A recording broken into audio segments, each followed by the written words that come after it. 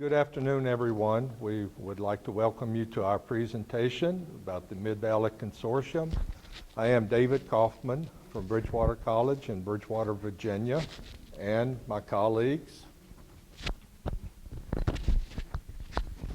I'm Sandy Brownscombe from Eastern Mennonite University. Joy Moody from James Madison University. And Lowell Lemons from Mary Baldwin College. And it's February 14th, and we're at the ATE National Conference in Orlando, Florida, and we're presenting Sharing the Passion of Teaching, Training Cooperating Teachers as Caring Mentors. As I mentioned earlier, we are the MidValley Consortium for Teacher Education. In Virginia, we are the longest running consortium. We began in 1989. We had a grant that did help us to get started. We had several grants, small grants in between, but basically we are self-sustaining along with our members. If you look in your books on the first page, we have trained over 1,000 regular classroom teachers as clinical faculty. In Virginia, those who receive special training are called designated clinical faculty. Later on, they have a professional development step where they become mentors.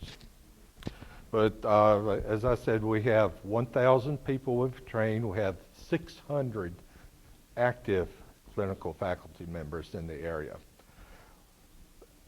We have 4 colleges. Each of us represent one of the 4 colleges. We have 7 local school divisions. There are 3 cities and 4 county school divisions. In Virginia, we have cities and counties, and that's the way we organize. We also have goals in our consortium. One of them is to train a cadre of regular classroom teachers who are committed to working with student teachers. Also, excuse me for looking, I'm sorry, I'm just nervous here. Okay, we develop and nurture leadership abilities for the clinical faculty. And we also like to provide communication so that amongst all 7 of the consortium members, we have good communication. We feel, the 4 of us feel very free in talking with each other, interacting with each other. From the descriptions, you can see that we have 2 universities, but really it's 3 small independent liberal arts colleges and 1 large state university, James Madison. And the 4 of us cooperate very well. The way we select our clinical faculty is that each fall, each spring, we send out notices to our school contacts and tell them we are ready to accept nominations for the teachers to be trained. It starts with the classroom teacher filling out an application blank. They turn the application blank in to the principal. The principal makes some comments, and then either they approve or do not approve the nomination of the candidate. That is sent to the central office. The central office goes through the same process of either approving or not approving those candidates that the principals have nominated. Once that is done, then it comes to our consortium, to our steering committee, and we all review the candidates that have been nominated by the 7 school divisions. From that point, we make a decision if there's a teacher in a particular area in which we do not offer licensure, then we may advise that, yes, this person could be trained, but they'll never get a student teacher because it's an area that we do not have licensure in our particular programs. Questions up to this point? Anybody? Yes, ma'am.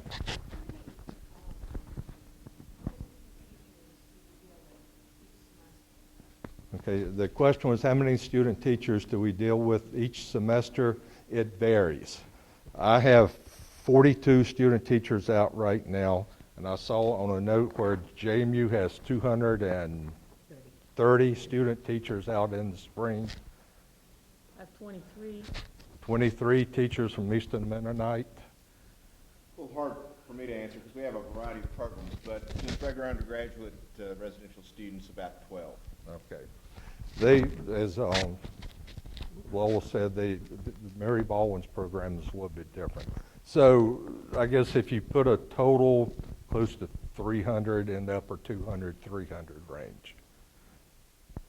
And we all we work together to look for our placements in the local school divisions and beyond.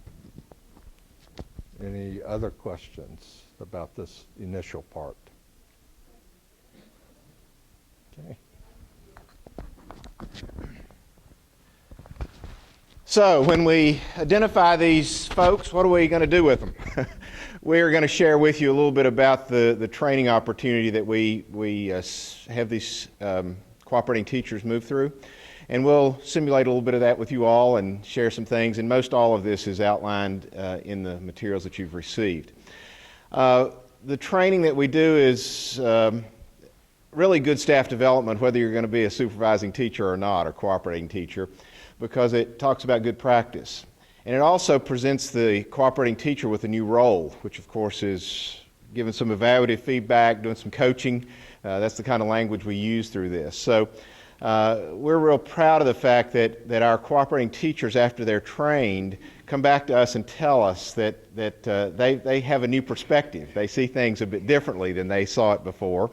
And that's the whole idea. So that makes us feel a lot better.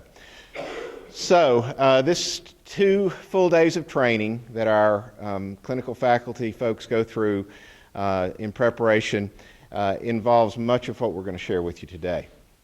So how do we start? Well, we think that a cooperating teacher may have been at this for a while. We assume, as a matter of fact, they have to have been teaching for at least 3 years, but many of them have been teaching 15, 20, 25 years. So we want to make sure they have a perspective of the person they're dealing with. So I'm going to have you do what we do with our cooperating teachers at the very start of our workshop. I want you to close your eyes, and and hopefully most of you all were K-12 teachers at some point, but I want you to close your eyes and I want you to remember your student teaching experience. Visualize the class that you were in. Remember who the cooperating teacher was that you had. Think about the way you felt in that very first day when you walked into your classroom as a student teacher. And if you didn't student teach, think of your first teaching experience, even if that was in higher ed. And think of that classroom that you entered on that first day of teaching, and think about how that felt, and try to remember what that's like. And if you're like me, it kind of feels like a nightmare right now, right? But after we've asked folks to envision that, we have them actually on little sticky notes. We're not going to use sticky notes here with you today. We have them list on individual sticky notes the characteristics that they recall of a student teacher. So do that for just a second on a scrap piece of paper. List one word or short phrases that you would say describes a student teacher. Descriptors of a student teacher.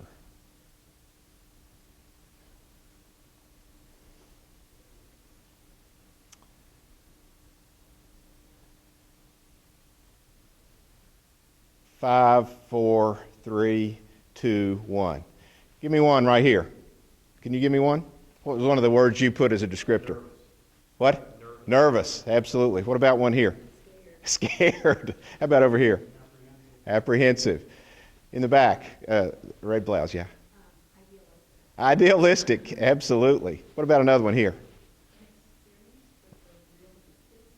Yeah, and we like to use the word novice. You know, we talk about the fact that they're receiving a novice teacher, but nonetheless, a teacher, and trying to find that balance. One more right here.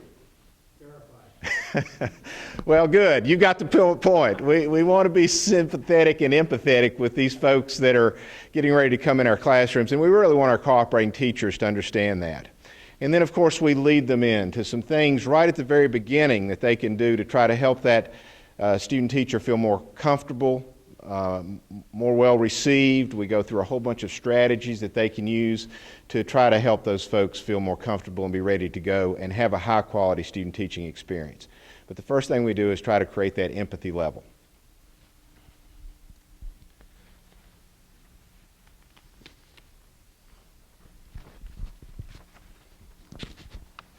And as I talk, I'm going to pass my iPhone around, and you can actually look at the graphic organizers that they put together at the last training of the characteristics.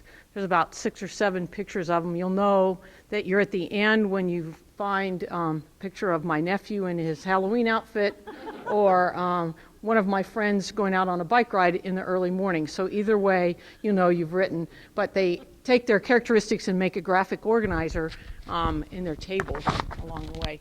In your book, you'll see a yellow page that talks about adult learners. And after we've talked about the characteristics of student teachers, we begin to talk about adult learners. And we talk about the difference between pedagogy and androgyny and the art and science of teaching adults.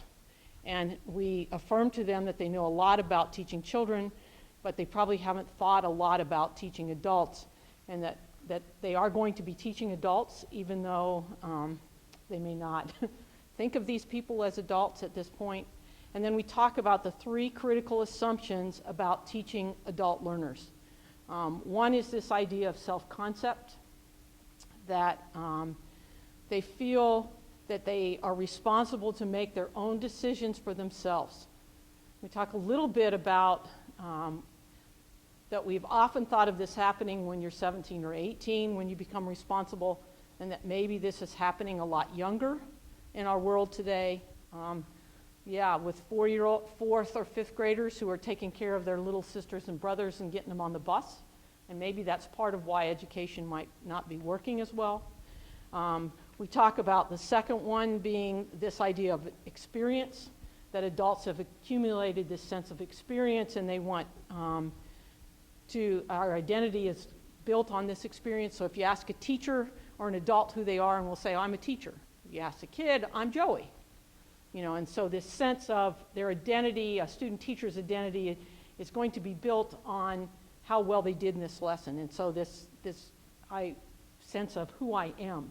And so when they don't do well, it becomes very personal. And then this whole sense of time perspective. They want something, you guys want something that works tomorrow. You want something relative. And we also tell them that this is really scary to us because you're sitting here today and you want something relevant that you can take back that works tomorrow. And they sort of look at us like, you're really going to tell us that? I mean, this is the morning of the first day of training, and we say, yes, we know our challenge is to make sure that you have something to take home that will work tomorrow with a practicum student or your student teaching. Because adults you can't say, well, in 10 years you're going to use this. You want it tomorrow. And then we get in a little bit to novices, and that's at the bottom. And if you flip your yellow page over, we also have talked about some of the principles of adult learning, and you can read those, and we've done some thinking about why adults learn, and why is that important. And this whole idea of adults tend to be motivated to learn because they want to learn. And so this whole process of helping student teachers learn something immediately, giving them good feedback in a timely fashion, picking small chunks of knowledge, correcting what's important right away so that they learn in that sense, in sort of grounding some information in that context to begin with. Questions about that? All right.